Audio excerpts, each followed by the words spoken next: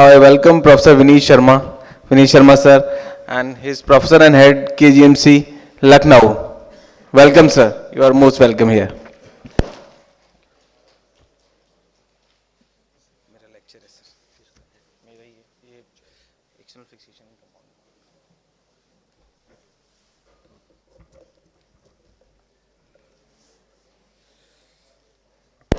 May, Good afternoon. I'm sorry, my train was diverted and I'm 5 hours late.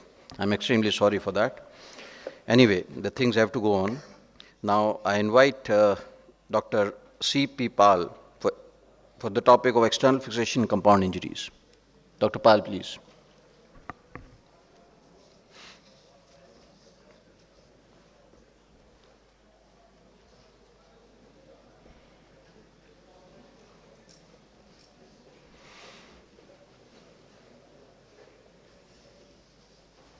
कैसा चल रहा है sir? तैयारियां तो पूरी है, सारी तैयारी कर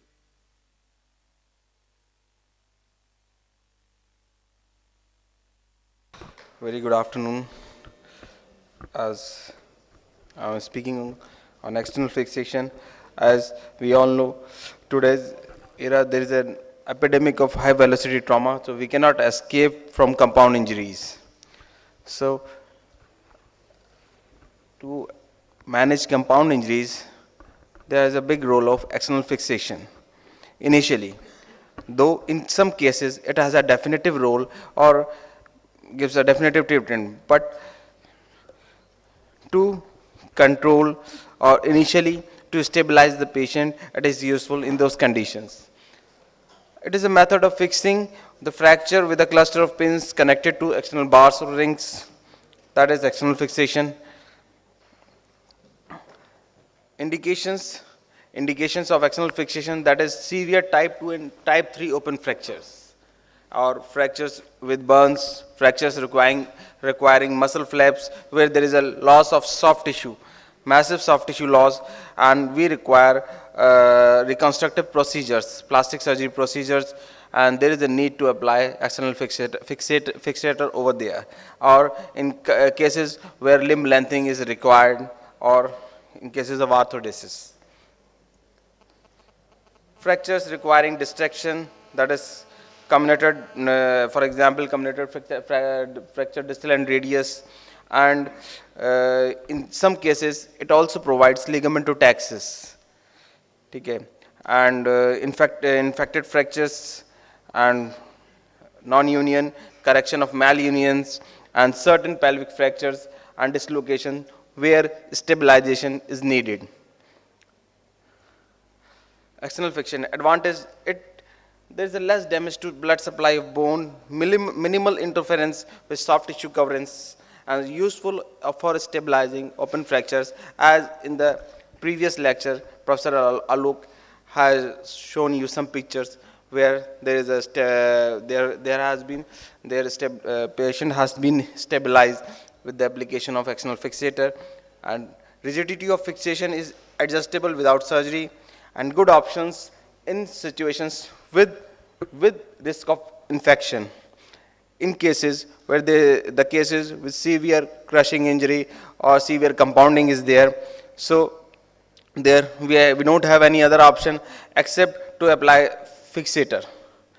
We put another some other blunt plate or nail, it will get infected. So it prevents the risk, prevents infection, and requires less experience on often surgical skill than other standard open reduction internal fixation procedures, and quite safe to use in cases of bone infection. In open fractures, it avoids injury site, and avoids additional injury to soft tissues and vascularity. See, in these type of crush injuries, where you cannot apply any plate or you cannot do any fixation, you need often to stabilize this limb. So you have to, for just stabilization, to prevent further neurovascular damage to the extremity, you have to stabilize this, and for this you need this. Though it is not a definitive in this case treatment, in this case it is just for stabilizing For proper dressing, it will hold the fragment and make the further treatment easy. Enclosed fractures with soft tissue compromise, like this, where soft tissue compromise is there, comminuted distal and tibia fracture. Here, as in these type of fractures, with this condition of the skin, there are chances of infection. If you apply a plate or in this region, high chances of infection because of less vascularity or less musculature. So, it is one of the fine treatment in these situations. In open fractures with segmental bone loss, this stabilizes the fragments. In closed fractures with soft tissue compromise, see. In burns, cases with burns. In closed fractures with soft tissue compromise, in compartment syndrome, external fixator is applied where fasciotomy is needed. You can apply external fixator over here.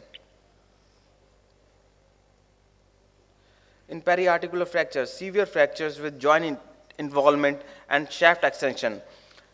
In these situations where you cannot get hold the fragments with plates or fixate with plates, there you have to put spanning external fixator to prevent ligamentotaxis, and spanning external fixator is being used.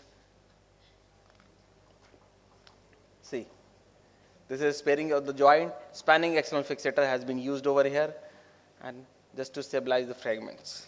Or in periarticular fractures, it reduces and fixed joint surfaces. It spans the fracture diaphyseal segment without disturbing soft tissue.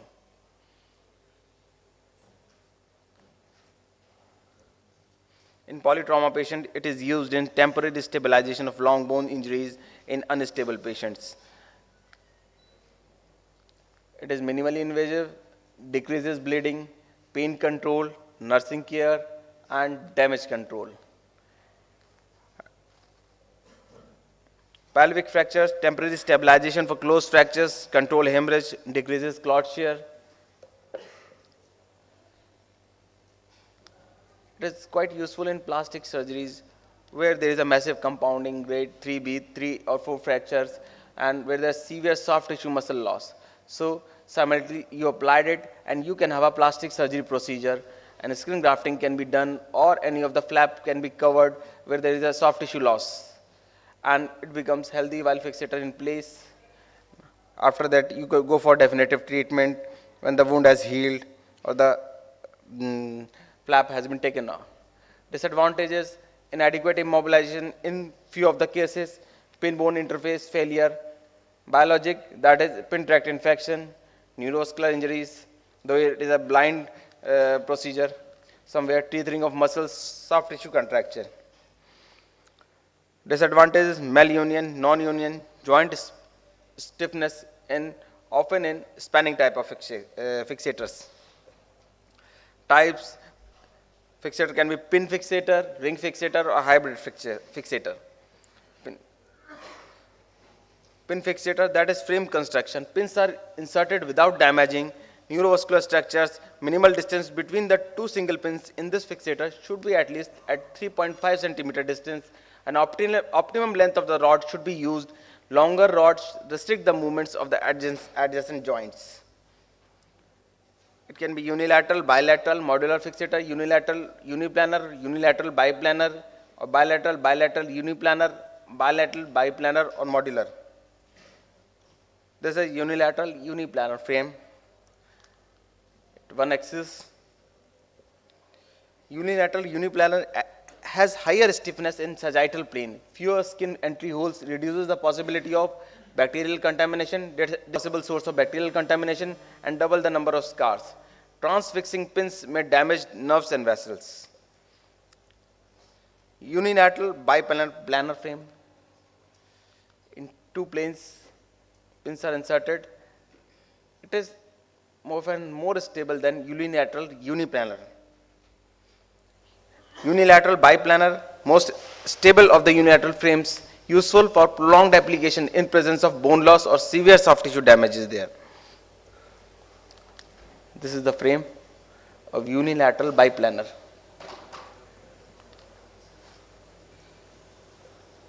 Bilateral biplanar, greater torsional stability than other frames, useful in presence of large bony defect, and in arthrodesis of knee and of the elbow, it neutralizes the bending moments in the coronal plane and sagittal plane. Modular frame, this is modular frame. It is quite stable.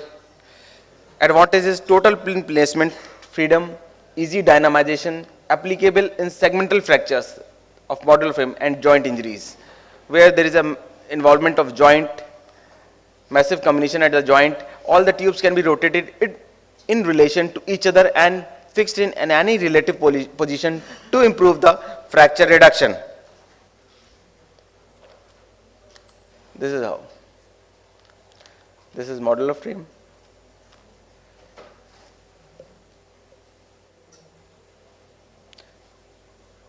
And other type of external fixator, that is rail external fixation. It is a very good substitute in fracture femurs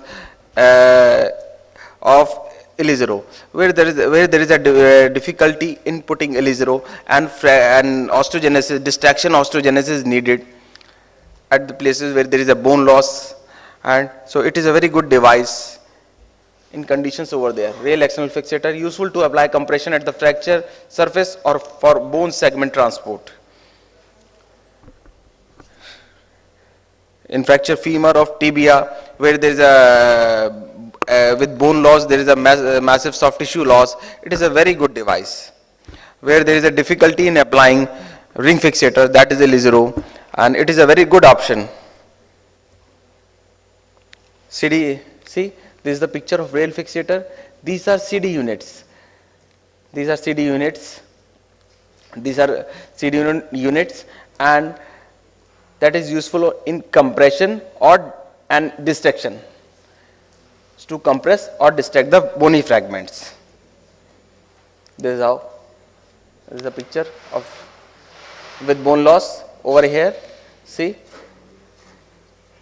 here osteotomy is being done. There is a gap, and this is the osteotomy site, and this is how the bone transports at the above level, and this is the next picture after transportation. This is a rail external fixator in elbow, arm. It works on distraction osteogenesis principle. Pin clamps allow both compression as well as distraction of pins, allows for early weight bearing in comparison to other fixators, and used for lengthening of femur bone most commonly at metaphyseal lesion. Distraction is done at 1.0 to 0.7 mm per day. This is the fixator where we can use it in definitive treatment also in some cases of compound injuries or where there is a bone loss. This is axial external fixator. This is the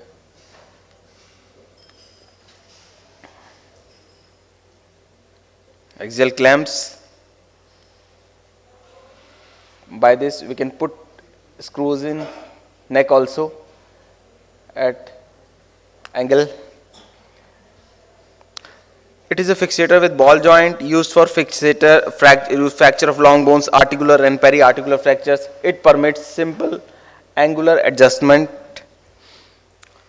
Now other type of that is just Joshi's external stabilization system. It is also very good in correction of deformities as well as in periarticular fractures. It is quite useful. This is just these are instruments. It works on the principle of differential distraction, concave side of the deformity. Usually in CTV, neglected CTV, we use just fixators. Concave side of the deformity is distracted twice the rate of the convex side and prevents crushing of the tissues on the convex side and lengthens the limb and effectively corrects the deformity simultaneously. This is ring fixator, very common, and you know all the Elizero used in more complex deformities of the distal leg, foot, ankle. It can also be used in severe comminuted with intra-articular extension where each fragment is fixed with wires. But we should take care of the, you see, specific indications are there to put Elizero.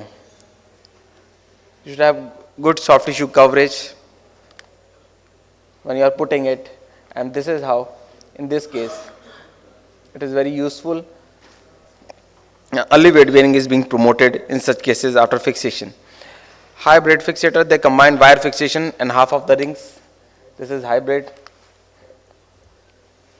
Used for fractures with severe soft tissue damage with fracture diaphyseal extension and minimal articular communication. These devices may lack sufficient stability.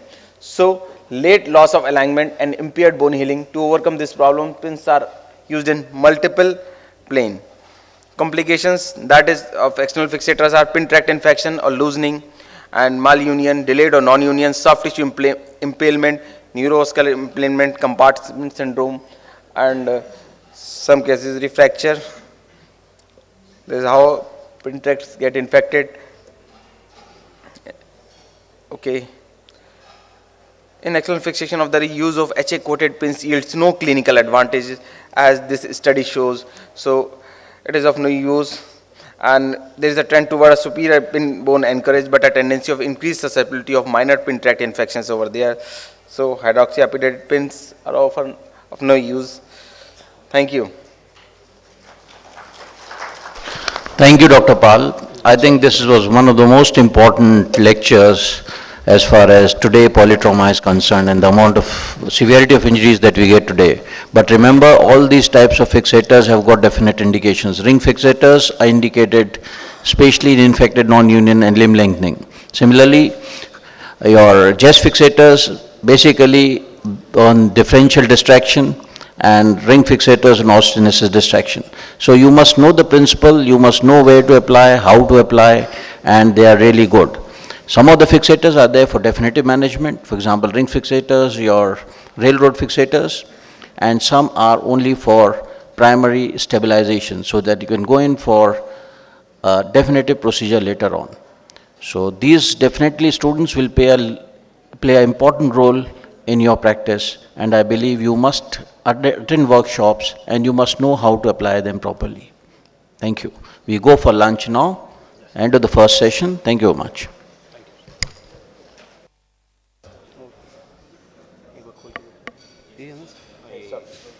Okay, thank you.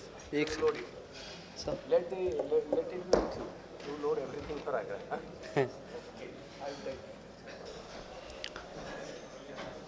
I'm sure you know how the MS pattern goes into. You have a long case, you have 3 short cases. The long case that you get about 40 minutes to examine and 20 minutes for viva voce. You are supposed to write each and every finding on the case sheet. As far as short cases are concerned, you get 30 minutes for 3 short cases. You are supposed to do relevant examination and probably keep it in your mind. And you get another 10 minutes for discussion in each case. So the basic purpose of clinical examination as an undergraduate, which I personally feel, the time that you have, limited time that you have, you should give us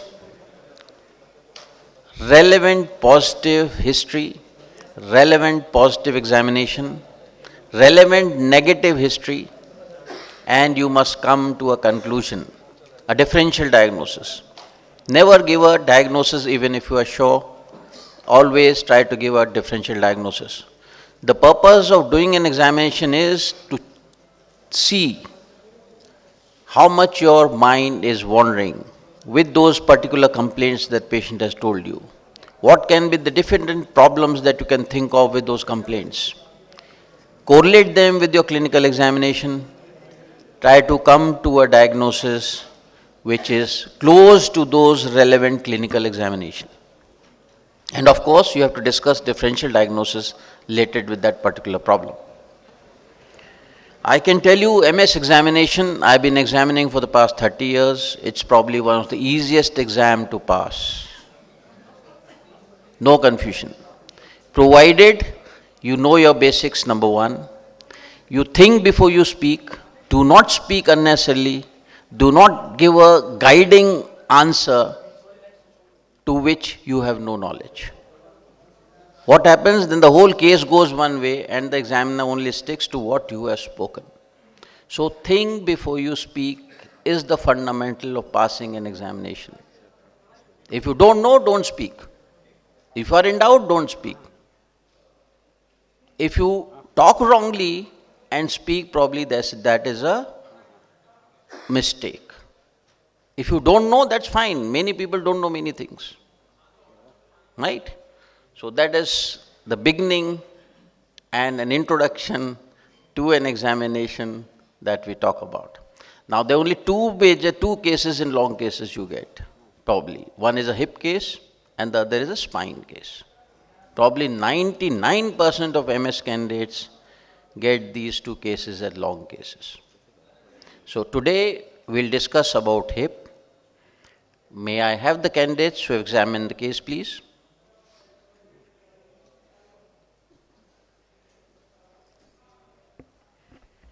Well, kindly introduce yourself first, please.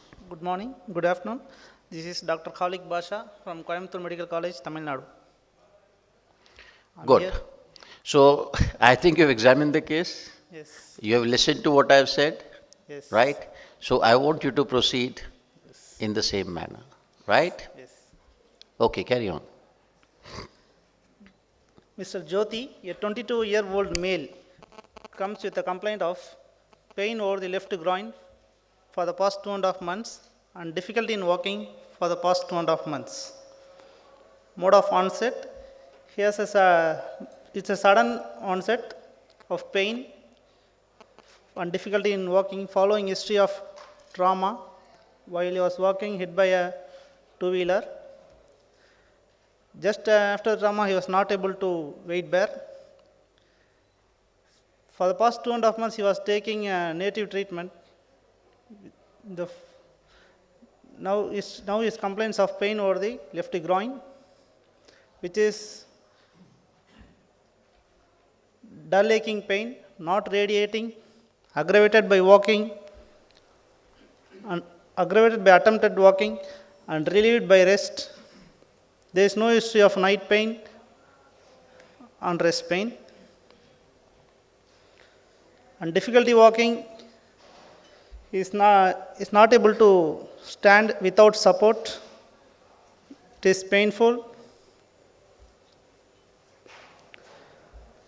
No history of fever, no history of cough with expectoration, no history of loss of weight, no history of loss of appetite, no history of early morning stiffness or evening rise of temperature.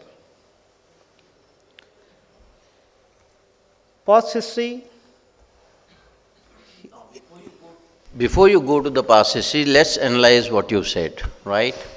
The age of the patient, 22, sir.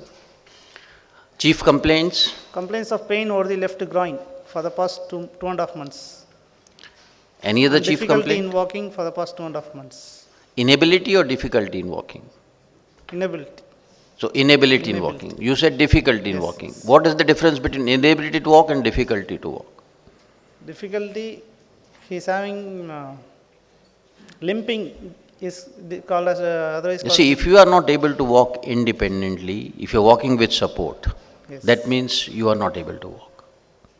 Right? Support maybe, he is taking support or what? Yes, he is walking with support, with a stick.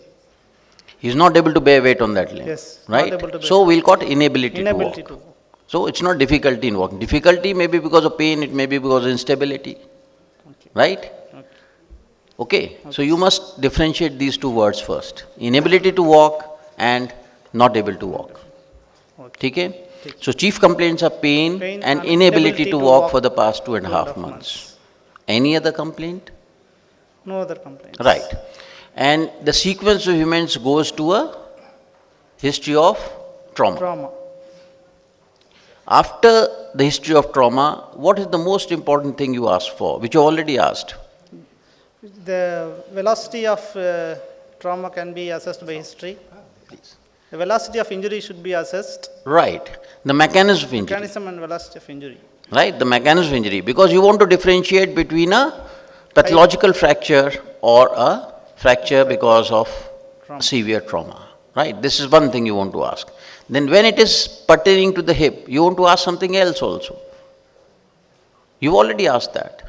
Whether the patient was able to weight bear immediately after injury or not. What is the significance of this? Impacted fracture neck neck of femur, the patient will walk. Right, sometimes you get a history that the patient got injured, but he was able to walk few steps and then he suddenly fell down and was not able to walk later on. Right? So these are the few things in the acute trauma that you ask as far as the hip is concerned. Right? Yes. So next thing, what do you want to correlate this with? The treatment and the history history of present illness. Present illness. Right? Yes. So this history of present illness, according to him, what is the most important thing you like to ask? Especially in hip. Radiation. History of massage. Pardon? History of massage. Massage, yes. So that is important because you see what happens with massage. The neck may have when you get clinical symptoms, when you examine the case and you have a history of massage, you may get different findings which you may correlate to massage. Right? Okay. Then next is basically past, according to you, he has not taken any treatment. He has taken treatment, some taken treatment with the quack. So history of massage is there or not? Yeah. You have not asked? Not asked. Ask him now. It's very important.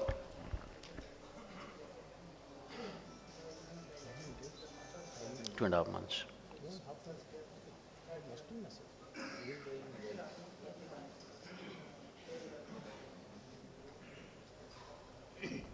Yes, the history of a massage and followed by oil bandage. Right, there's a history, because in rural areas, in the areas from which a patient is coming from, you definitely find history of massage, and that leads to complications within the neck for your problems when you think of treatment, right?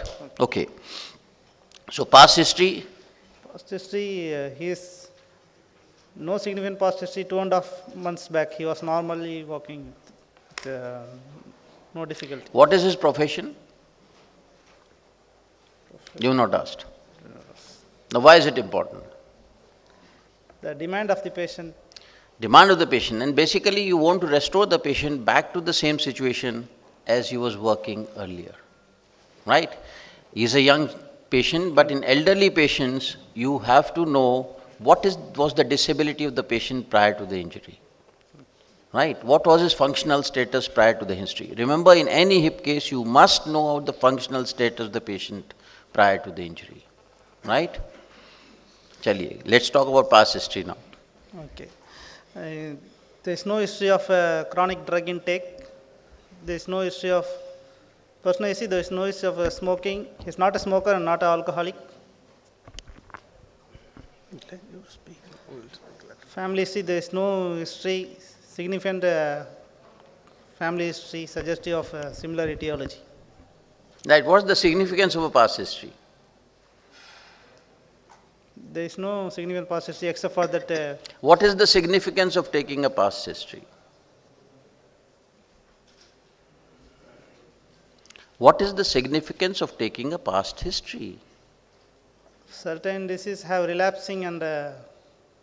It's a traumatic case. Traumatic. It's a traumatic case. You are taking a past history. What is the significance of that past history?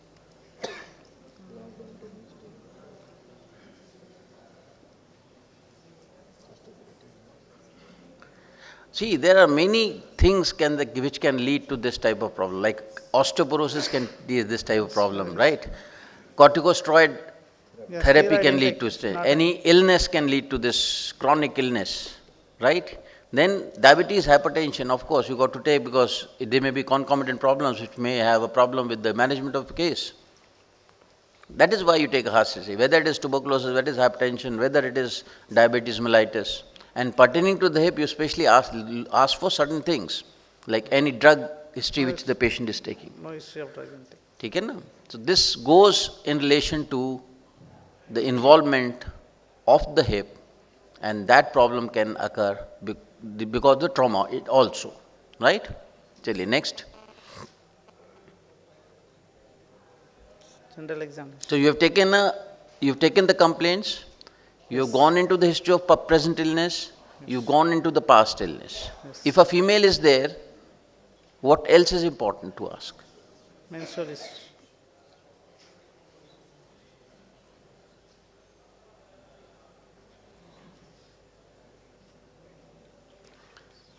I think you must understand, if I'm asking about a female, there are certain things you have to ask.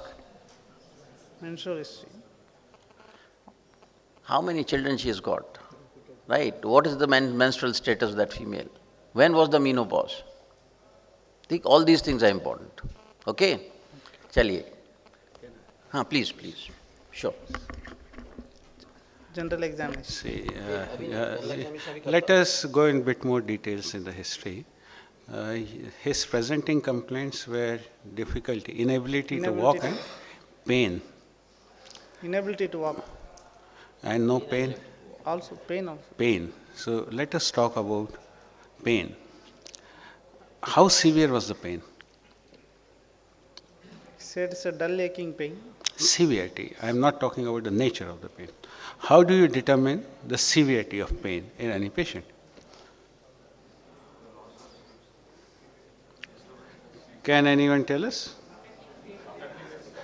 That's only one criteria. If the sleep is affected, then it is more severe. If the sleep is not affected, it's less severe. That's all.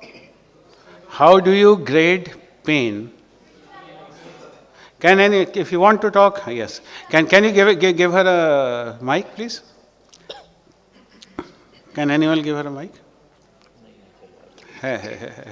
Daud ke. Yes. How do you grade pain? Sir, visual analog scale we can use. Visual analog scale, yes, can be one, but there is other clinical way of grading pain. Can anyone tell us? Sir, affecting his day-to-day activities like routine activities. You see, the patient is absolutely normal. Patient is having some pain, which discomfort, which he becomes aware of and on.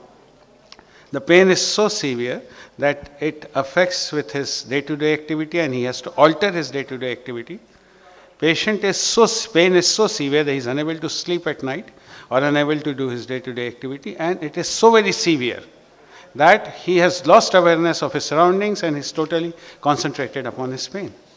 So, pain alone is one symptom into which you have to go into great details. Okay? Because this can give you some idea of the disease. So, one is the severity. What are the other 8 points about pain that you should ask? Can anyone tell me?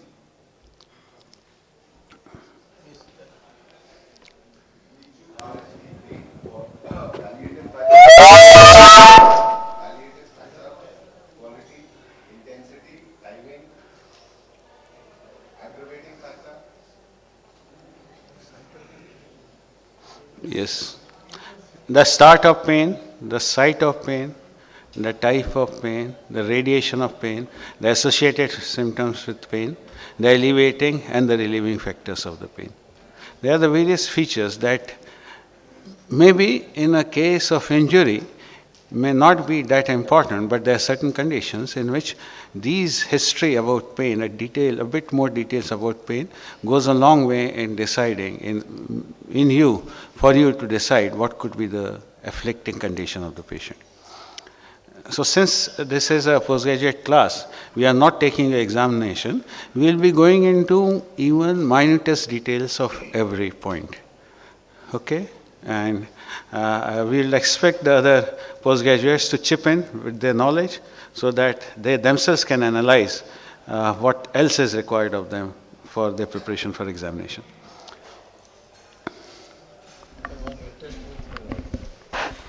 By the way, one interesting fact that everybody tells that he fell down and got the fracture. I think it is not the fact. The patient usually gets fracture then fell down. That is the whole scenario, because people have got the mind that because he fell down, he got the fracture. No. He usually gets fracture, then he falls down, especially in elderly patient, not with trauma. Careful history can help you decide. I think this is the same whether the egg came or the hen came first. Anyway, Karen. So you have understood, you take the history in detail. In traumatic cases, it may not be important, but it is very definitely important when it's a case of arthritis or something else, right? So let's proceed with, no, we have completed past history. Now you got to tell us something more. Personal history. See, with the history, you must be able to tell us the site of the problem, the nature of the problem, etiology of the problem. And you must have in mind all the differential diagnoses that can cause those complaints. Once from the history you are able to comprehend this, probably your examination will be much better. Right?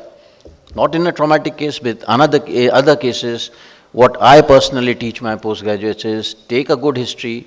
From the history you should be able to tell me what is the site of lesion, what is the nature of the lesion, what can be the etiology of the lesion, and you give me the differential diagnosis of the complaints that this patient has told me. With this, I go on to the examination.